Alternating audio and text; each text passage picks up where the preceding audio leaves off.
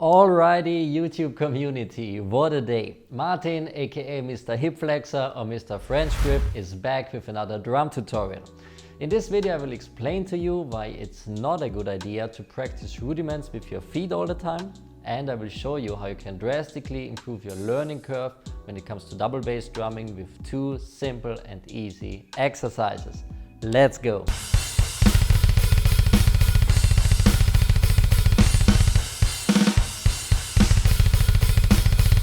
Okay, there's one comment and one piece of advice online that we all have seen over and over again.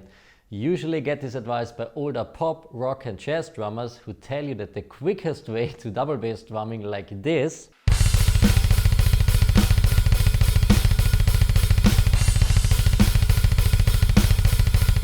is to just practice standard rudiments like doubles, paradiddles and so on. First of all, let me tell you this, there's nothing wrong with practicing rudiments with your feet, but if your goal is regular single stroke double bass at slow, mid and up tempos, then rudiments are not the fastest and easiest way to go. Actually, it's the exact opposite. If you just focus on rudiments with your feet, then it will take you way longer to achieve that goal. Worst case scenario, and I have seen this play out over and over again, is that rudiments can actually slow down your learning curve, which I'll explain later in this video. One thing that I have to mention is that most drummers that give advice like just practice rudiments with your feet and you'll be fine, never ever achieve those desired results of tight double bass at mid and especially up tempos above 200 beats per minute.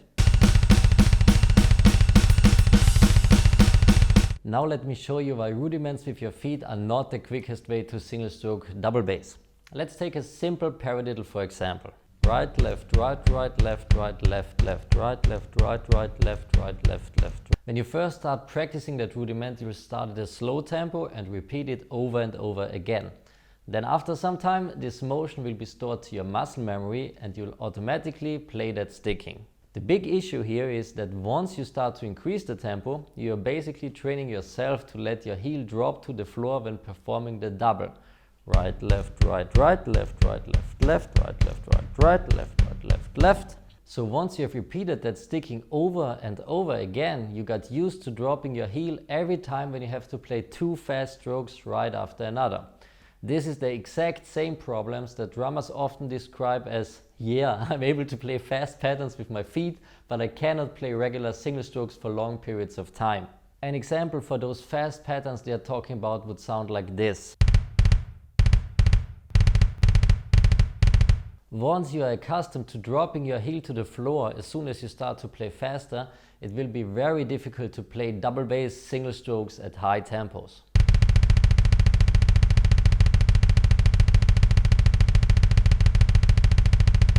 Alright, but now enough with the problem, let's focus on the solution right now. So here's what you've got to do. Actually, you just have to repeat these two following exercises and you'll be fine. First exercise, practice with each foot separately and get used to the beater swing at medium tempos. Yes, it's as easy as that. Place the ball of your foot on the footboard and make sure that the beater is swinging back and forth all the time. You can get this result by just using your hip flexor like this.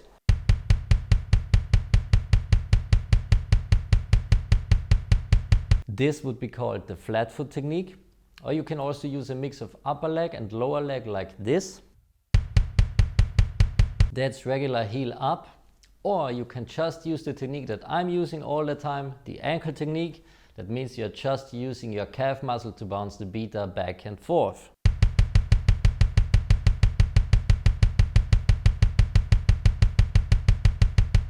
You don't need a metronome right now. Just get the beater to swing back and forth at a medium tempo. When you start to practice this, you will find out that the feel of your pedal changes drastically once you reach that certain tempo where the beater is not stopping in between two bass drum hits, but it's just constantly moving back and forth like this.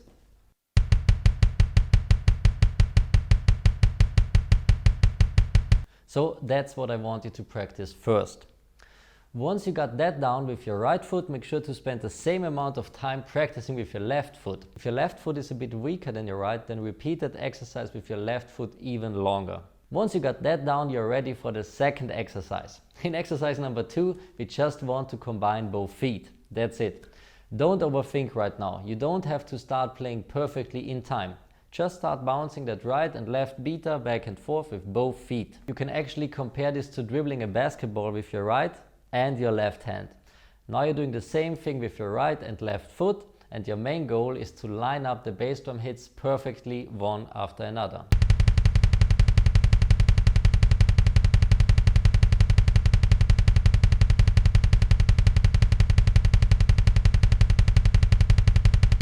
If you start to dribble two basketballs at the same time, it will also be a bit difficult in the beginning to make them hit the ground one after another perfectly in time. So don't be too hard on yourself, repeat this over and over again and you'll be fine. I hope this short little video motivated you to get back to your double bass pedal and start working on these two exercises right away. If you want an easy to follow step-by-step guide to double bass drumming, then just check out my 9-week online course, Bass Drum Mastery. I'll post the link below this video. And if you are stuck at a certain point and want my personal feedback, then just join our community at the Drum Technique Academy. You can post your questions and videos of your playing in our closed Facebook group, and right there I can give you feedback and pointers on what to focus on to improve as fast and efficiently as possible. Alrighty, and that's it for today's video. Comment below if you loved this video, or if you just hated it, comment below as well. That's the place where you can tell me your opinion or share all of your frustrations in life. Have a great day, my friends. Cheers from Vienna. Bye bye.